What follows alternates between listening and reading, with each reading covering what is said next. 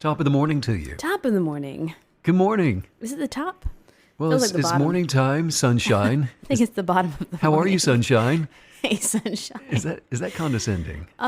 Depends on how you say it, how you mean it, what your heart condition is.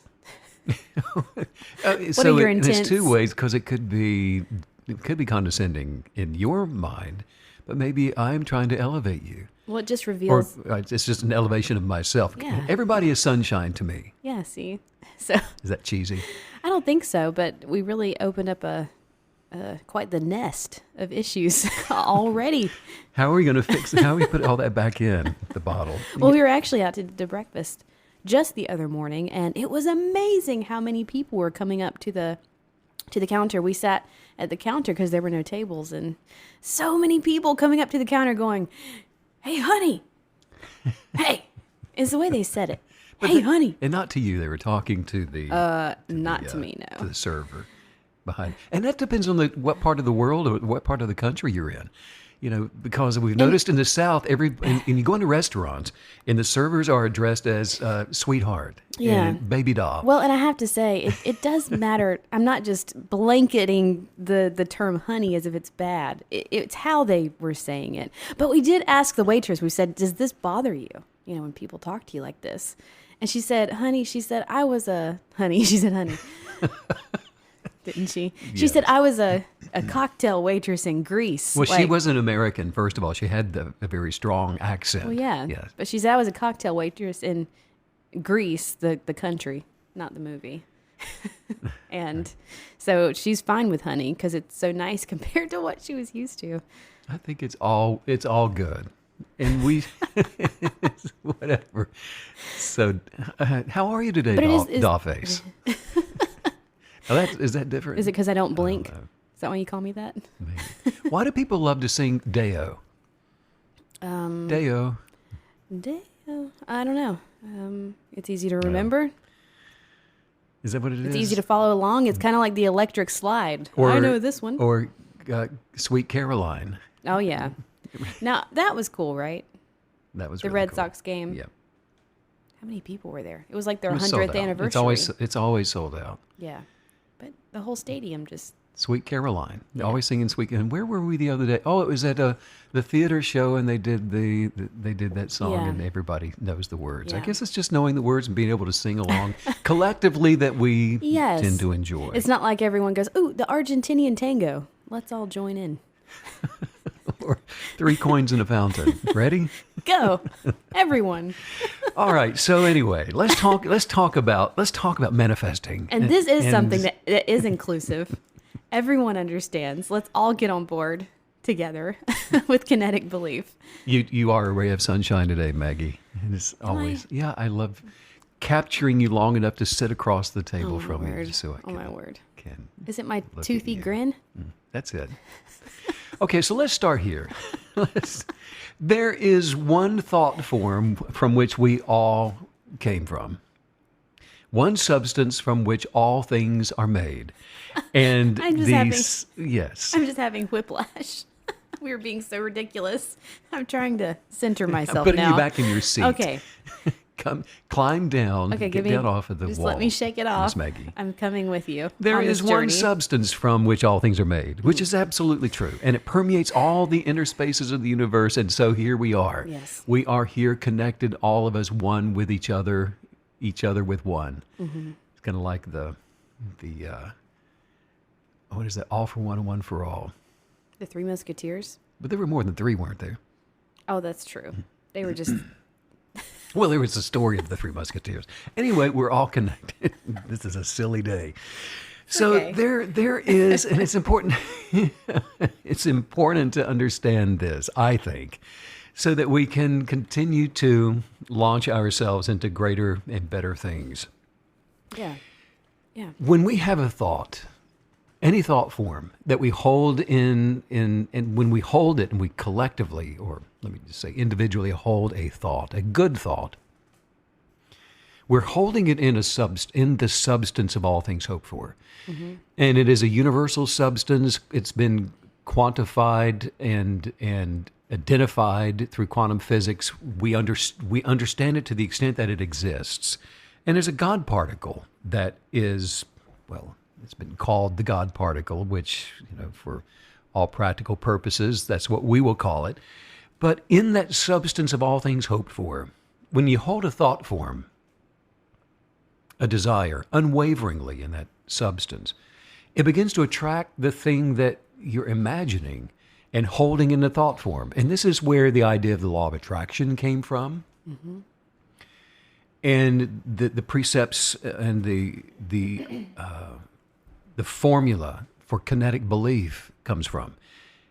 Because it works. This is how all things were created. This is how we as human being creative creators design and create the lives that we are not only experiencing, but will experience in the present moment of now. And that makes me think, you hear sometimes the God particle referred to as the nothing between the something, but really it should be the everything. It's the everything between the somethings. It's all things. It's all possibilities and all correct. things. Because what we can see actually came from what cannot be seen, came from that, out of that substance. And so, knowing this, as kinetic believers, there is an inner dialogue, Maggie, that we adhere to and rely upon that says, you know what, all is right with the world. Regardless of the way things may appear, when we look around, there certainly is enough bad to make anyone fearful should they gestate on that stuff. Yeah. But truth be told, which is the everlasting truth, all is right with the world. It's stewing and brewing exactly as it needs to in order to advance to become something that it is not. And so it is perfect, and it is advancing toward completion. And I'll contemplate the facts then from this viewpoint of all social and political and industrial life and all the goings and comings in the world from this high viewpoint, because you know what? It is all very good.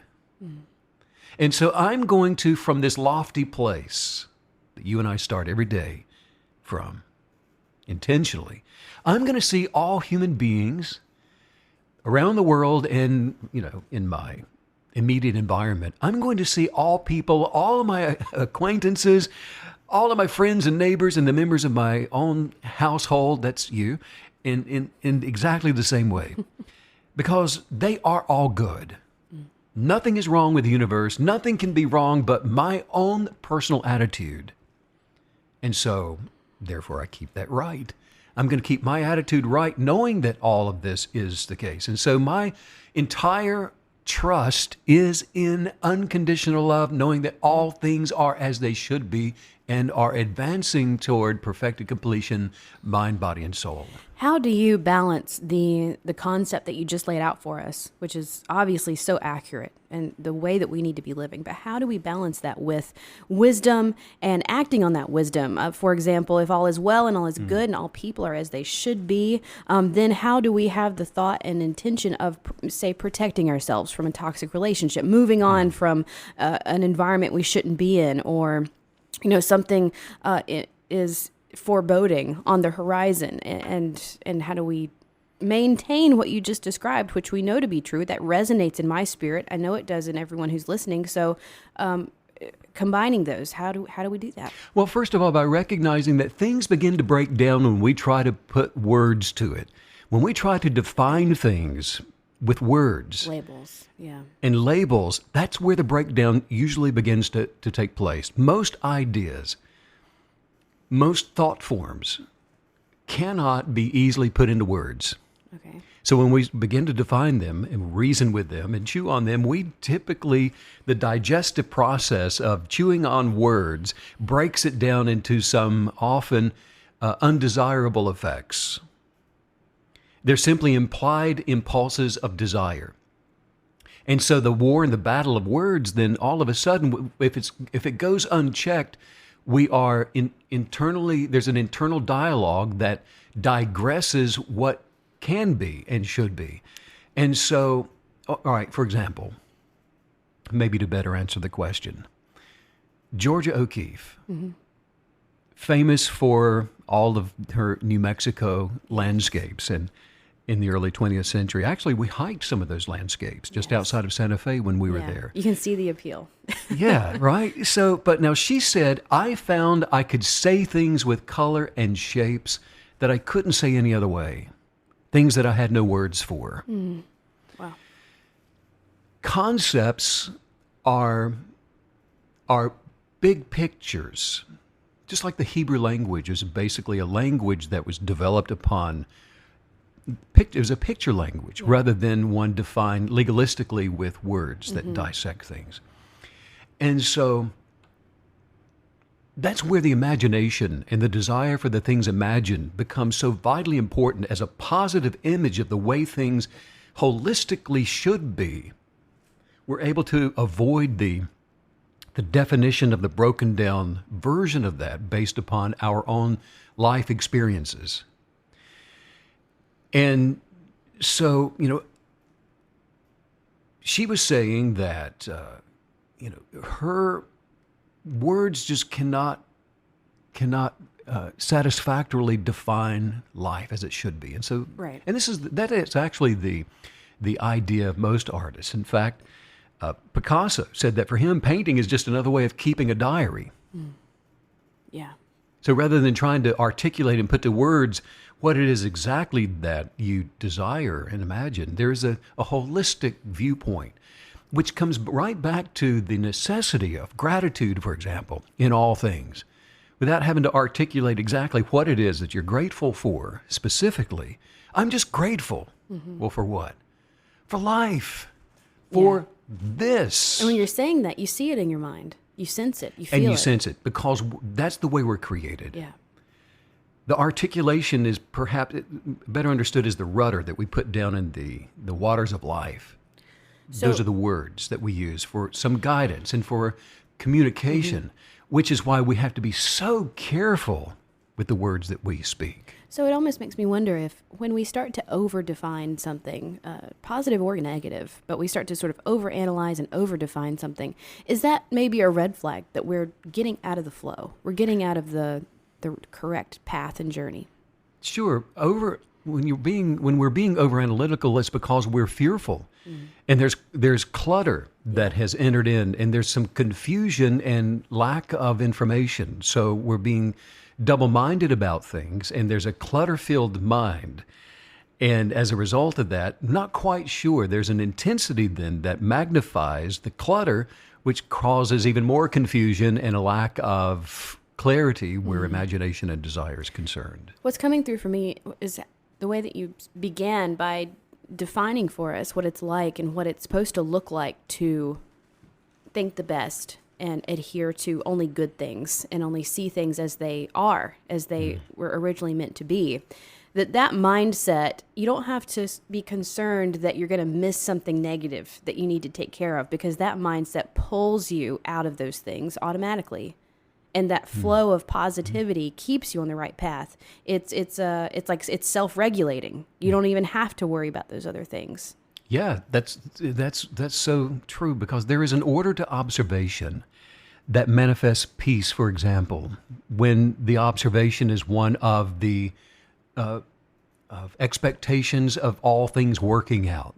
For example, like we kind of started here, saying that all is well, all is good. And so from that observation of expectation, then you're manifesting peace and joy and happiness, which are not products of fear and worry and doubt and all those other things. Order is the absence of clutter, which is the absence of chaos, which is the absence of worry and anything else that's rooted in fear. Wow. I mean, think about it. Chaos is it's a space of confusion. Yes.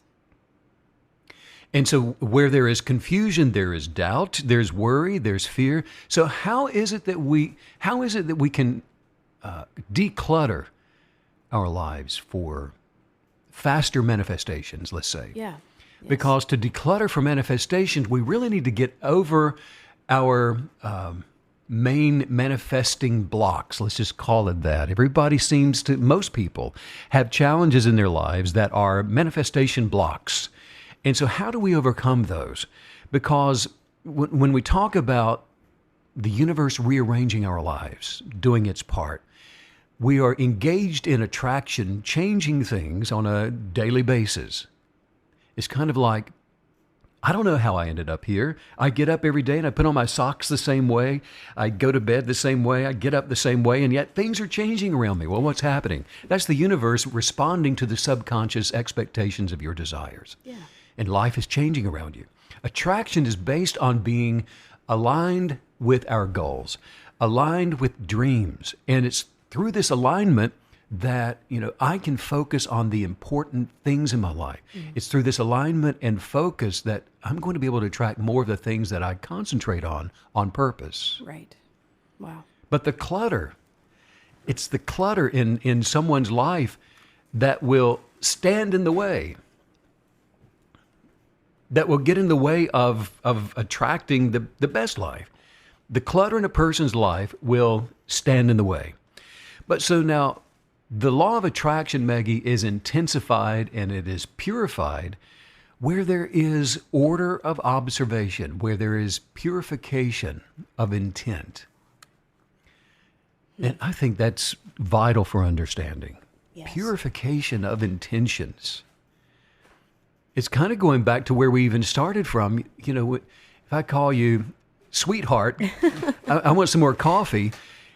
How are you taking that is going to determine the purification of your intentions, while I've got something else going on my end of the conversation. Yeah, I have yes. a purification or a lack thereof of my intentions for calling you sweetheart.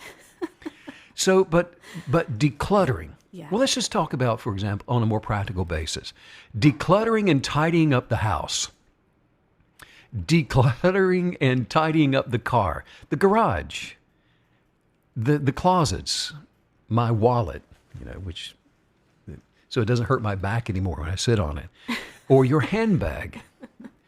If decluttering those practical things creates a velocity to abundant manifestations.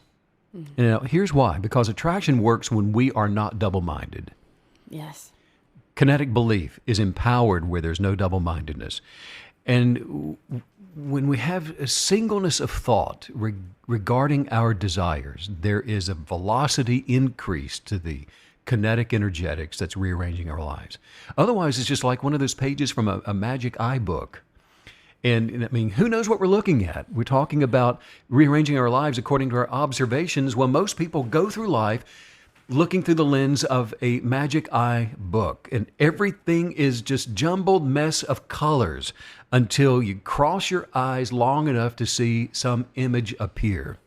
And it's not there for very long. So kinetic belief doesn't just work better when we have a clean house, for example. But we should also focus on other areas like our relationships. How cluttered is your relationship with fill in the blank? Or our bodies. How do you need to declutter the foods that you're eating? Probably so. Our thoughts being cluttered. The glove box in the car, the desk drawer. All those things. But now here's the thing. If a person has chaos in the house or in any of those areas, they also have chaos in the head.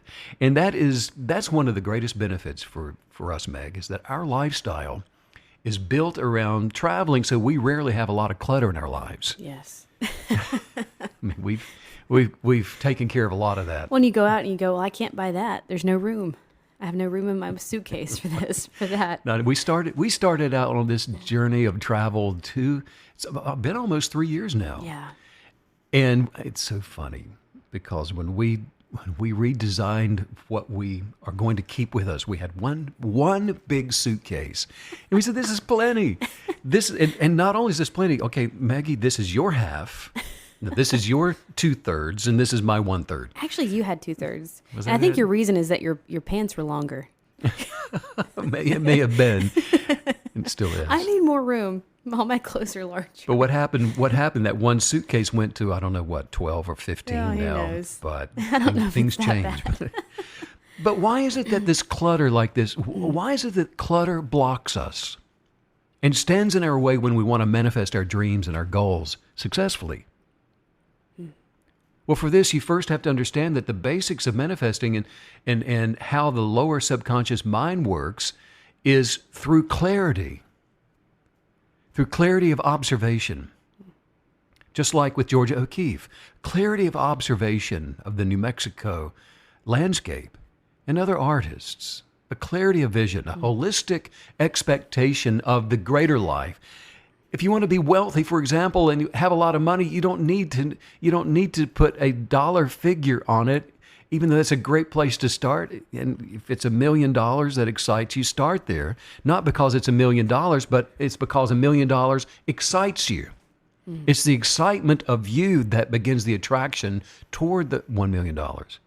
And so the law of attraction works in a way that we just clearly signal to our subconscious what we want and what our goals are and what our dreams are for a better life. It's interesting to me, something that's so obviously going to happen with this mindset. When you maintain the all is well, things are good, I'm excited, I have my vision in mind, it automatically elevates you above all of these things that need to be decluttered. So I think a lot of times that we avoid decluttering because it's sort of like you avoid pain, you avoid change, you avoid work, something that's going to be what you think is going to be difficult.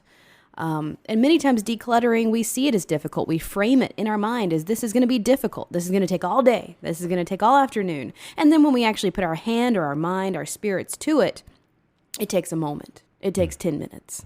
But that mindset, again, we're being elevated and lifted up by the positive mindset automatically, which I really love. I love that theme today, that light, enlightenment, higher self takes care of these things. It takes care of the decluttering. We don't have to see it as a problem to be fixed. It's going to be this really beautiful byproduct, and it's going to be healed or whatever needs to happen. Well, and that's a great point in that you can look at the clutter in your life, not necessarily as a problem specifically that needs to be fixed with the proverbial hammer. But it is a red flag, however, that just shows that, you know what, there's still some work that needs to be done from within. Yeah. With the mindset, because the law of attraction works in so many different ways. For example, by being vibrationally aligned with our goals and by visualization, and also when we start living as if we've achieved our goal already.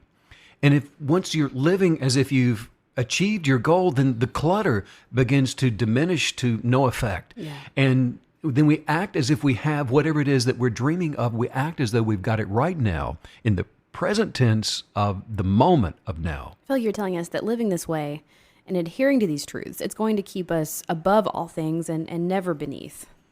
Yes. Yeah. Because the subconscious mind will filter out everything that matches this new reality that we've created. And then as a result of that, we're transcending above all things, rather than sinking beneath. Something I really love about this entire podcast today is I've always had, a bit of an allergy to people telling me to sort of like grin and bear it, you just need to be more disciplined, And I get Try it. Harder, maybe. I get what you're saying, but you are elevating us above all those work harder, get off your butt and work hard. Well, we're all working hard. Okay, calm down. Because I just love this, though, because this is natural. This is how it's meant to be. This is how we are meant to function and to live. And when we can pour every ounce of energy into elevating ourselves and connecting with the universe and doing these right, journaling and maintaining these positive mindsets all the time, it's just natural and it works. We want to be like the lilies of the field that don't toil and spin, but their beauty and their glory, and that's the same as the human life and its expectation holistically for the better life. What a beautiful example you just gave of the 50-50 relationship. We're functioning as we're supposed to function. We're doing everything we're supposed to be doing, but then, the universe is meeting us there and halfway with sunshine and water and life force. Our function of expectation is not the rain or the sunshine. Yeah, that's really beautiful. But if you're right, if we are correct in aligned in this greater flow of manifestations and greater flow of manifesting, like we're talking about, if you are, and this is part of our responsibility, is being aware of the 5 modalities of kinetic belief for the life that you desire, then the subconscious mind is working after and before those meditative, on purpose, stirring it up moments where you are working on those modalities. The subconscious mind then takes over when you run off doing the tasks and whatever you want to enjoy putting your hands to work efficiently along with the universe, in conjunction with the universe, in partnership with the universe, in partnership with God, on assignment to guide you to your goal and to guide your goal to you. So it's not a one-way street. Well, that's really cool, the concept of the subconscious taking over. I always love watching those nature shows where it shows like maybe a fox, and it shows the mama fox like teaching the baby foxes how to hunt or something, right? Because I mean, it's just so cool. It's amazing how that's repeated in nature. These lessons and these concepts and ideas being literally passed on within animals from generation to generation. But it makes me think about us and our relationship to our subconscious. You know, our subconscious is like this little silly baby fox, but over time we're coaxing it, and eventually our subconscious instinctually supports us and instinctually knows what to do in these situations because we've trained it so well. And to use the fox analogy, the most powerful, wonderful, amazing expectations for life and living for that baby fox is communicated and passed on holistically without words. Yes, demonstration. Through demonstration and the bigger picture. Yeah. And so, and we often perceive when things begin to change in our lives, or, for example, the universe is moving us toward the thing that's coming toward us, and we meet it at a crossroad of life. Yeah. And we consider this as a sign from the universe of just synchronicity. Things working out, aligning, as, well, obviously, things happen for a reason, or, God willing, and all those other things. But it's synchronicity is what's happening. Yeah. And so, but now what happens when we do have, let's drop back for a minute. When we have a lot of clutter in our lives, okay, and you're looking around going, you're thinking, I don't need to go and clean up the clutter necessarily, just so it looks good to please someone else. That's not what this is about, because that's just, this is sweet. That's not the root of the problem. You're just taking care of the fruit of the problem. Yeah. But when you recognize that those little flags are there, clutter of any kind can feel really overwhelming for the brain. Yes. It's spring. It's the first weekend of spring, and so it's time for spring cleaning, and you go and you open up the closet, and you close it. I'm overwhelmed. I can't do this. But it can feel that way. And this creates a lot of stimuli for the brain that's going to have to deal with, and will hinder your subconscious mind now, like you're talking about, from doing its job correctly, because the subconscious needs the purity, the effect of purity in order to direct you toward your genius of purpose, the reason that any of us were brought into the land of the living. And that's to be an expression of our original purpose. Yes. And so there's a conflict that's taking place within the subconscious. The conflict has arisen out of the clutter of life, where a person then loses their sense of purpose. And that's why it can just feel so overwhelming for the brain. Sometimes this clutter is even worse because often it just stands symbolically for something negative. Something negative is going on in your life, and it's attached to some other limiting beliefs. That's so true. It leaks out into every facet of life. And the mind loves to project, doesn't it? It loves to look out into the future and go, I'm seeing this coming. I know how this is going to go down.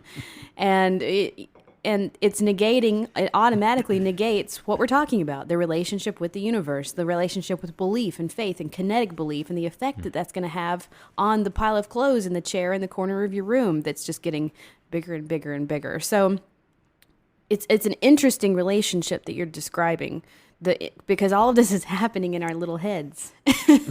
Goodness gracious, there's a lot going on in there, But I just love this idea that, we can overcome these negative projections, and it is a red flag. I was just thinking, yes. Oh, what? It was just the little Thumper. The closet and Thumper. Thumper would go in. Thumper was a little. He's a Cairn Terrier, a Toto dog. And he lived up to his name, Thumper. But we would come home, and Thumper would have gone into the closet and left a little surprise for us in the closet. But now, not only would he leave the little surprise, but he would take the time to cover it up nicely yeah. with Maybe some nice some scarves, clean shirts and or a couple of shirts, and he would just well, he was arrange it very projecting nicely. out into the future of what was going to happen to him. He was trying to avoid, the punishment or whatever. But can I just add something to this? Please. We also wouldn't be able to, you couldn't be mean with him. You couldn't be harsh on him because he would just do something else. So you have to be, it's okay. Now, who was that like? It's fine. Me. That's like Mama. Are you? This is a horrible Well, part of story to compare me to. Thanks. Don't ever do Steve. that again. You think that was something? You yell at me. I dare you. Right. You just watch. But all this is it's an excellent example of, like, this is a wardrobe full of maybe you've got a closet that's just filled with clothes that you've outgrown. Yeah. But they're still in there. I still have my Golden Boy shirt. Oh my gosh. And I think I got it when I was 16 years old. Yeah. So it's a couple years old. It's in freakishly good shape, though. I think your It is so aura soft. has kept it together. But I still got some shirts in storage that I could never wear again unless maybe I removed a rib. But they're still there. I still have them. Do men do that? Maybe not. I think, didn't God do that? Oh, he did. Somebody took one. But what signals do you think that these what signals do you think that these clothes in my storage unit send to my subconscious mind every time I see them and realize that I don't fit into those anymore? What about my prom tux jacket? Is it that you're fat? It still looks good. Is it telling you you're fat? No, it's not telling me that. You're telling me that. I'm just asking. It's just a probably question. is. Yes. Or right. But it is obvious one of the most powerful and fastest ways to manifest more abundance into our lives is by decluttering. It's true, though. And I love that word. I've never really laid that word over all different areas of life. Declutter your mind, declutter your relationships, declutter. The closet is the obvious thing, or the catch-all drawer in the kitchen that we all have. Have you noticed that we even have a catch-all drawer in rentals? I mean, that thing creeps up all the time. But most of the time it is already there. There's I just usually think it's one funny. catch-all drawer in all the rentals. Oh, we've isn't all there? been there. But it's just a great, great word for, what methodically needs to be considered in our lives. Wow. I'm thinking of the cluttering is just another word of confusion. For confusion. There's confusion. Where there is confusion, there's clutter. Well, yes, and it's representative of the thing that you shoved into a space that it wasn't meant for because you didn't want to deal with it in real time. And so clutter could also be considered, sort of the cast-offs that we've procrastinated on. Yeah. So the challenge is to get rid of everything in my life that no longer has its value, that no longer serves me. Yeah. And most importantly, that is no longer aligned with my desires. Yes. Decluttering, a powerful way, it is an enormously explosive way of attracting more abundance into a person's life. And this is especially true for manifesting more money. It's like making room for more. Yeah. If you've got clutter in the space that you want to contain the more, then you don't. It's like the universe. The universe has a real problem with a cluttered space. There's no vacuum. And there's no vacuum. And so by creating one, which on the other end, the universe, the word that's often used is abhors, and I'm not sure I agree with that. But the universe will do something about a vacuum, and it will fill it with something. And so if we, on purpose and intentionally create a vacuum of space for a bank account, while expecting abundance, the universe will begin filling it up with the expectation, as long as there's no clutter there. Yeah. And it's like just making room for more. But not only that, imagine what we signal to the universe, or better said, to our higher selves. If you're going to wear clothes, what are we saying when we walk around with ragged, worn out clothes? Yeah. If you're going to wear them. What are you saying if you're putting on just some old, worn out clothing? And when our house is dirty, what are we communicating to higher consciousness, when things that are broken don't get repaired in our homes, but we keep swinging the one hinged cabinet door open to grab another handful of goldfish. What are we communicating to the universe and the greater consciousness that we are expecting in our lives? Yeah. That we are ready for? That what are we communicating that we're ready to graduate from? Because prosperous, wealthy people, they don't live like that. No, right. They don't live that way. And I got to admit that repairing things is definitely not one of my strengths. Well, it's not. There are many times in my life, Maggie, where money wasn't not as abundant as it is today. And I thought I could save money by fixing my car myself. Oh, gosh. I know what? I know how I'm going to become wealthy. I'm going to fix my car myself. Then all my dreams will come true. Ooh, I know. No more coffees and changing my own oil. You know. Yes, and then you're in the penthouse, Oh, yeah. wherever. How did you get there? Well, I started making my own coffee and fixed my own car. Here I am. Voila. But my That's car, great. my car was always in need of repair. Usually, I tried to repair it only after almost killing myself. I mean, I would just go without brakes. You know, I knew how to how to stop using a curb. I'm fine. I mean, I was Fred just, Flintstone But then style. and that's, you know, it's ridiculous as it sounds. I mean, that's a true story. And my car had no brakes. It had finally just given out, and I'm flying down a hill in Charlotte, North Carolina. And I whipped it into a Hardee's parking lot. It flew around the back of the parking lot and zipped around the picnic tables and up over one of the tire stops and came to a halt. And this this guy came walking over to me and said, "Buddy, that sure was some good driving." Well, but then I went and I hired a mechanic. There you go. Because I couldn't do it myself. And guess what happened? And I noticed this at the time. And not that I just suddenly had a few $100s less every month because I decided to start paying to have my car fixed. That's not what happened. No, every time, and yes, I did this as an experiment. Every time I began doing things this way, I started to have more money in my account. Prosperity began showing up in my life and was being attracted to me. But now what's happening? Because not only did I have more time to work on my business at that time and to start earning more money, that's not the full picture. But the life-altering difference was that I was sending out signals that I'm doing well. Yes. I am wealthy. Money is abundant in my life.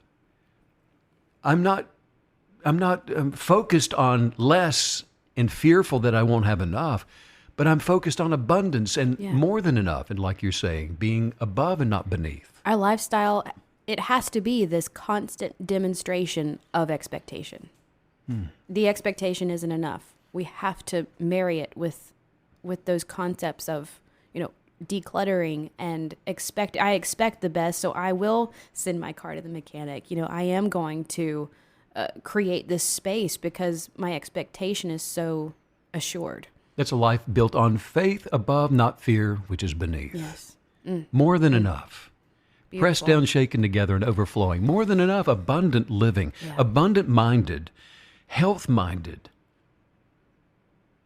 I'm not taking medications to keep from getting something. You know, I'm healthy. I am wealthy. I am this. And it's not defined by a bank account. It's not defined by, my health is not defined by some symptom. Yeah. It's defined by what I am. Therefore, I am.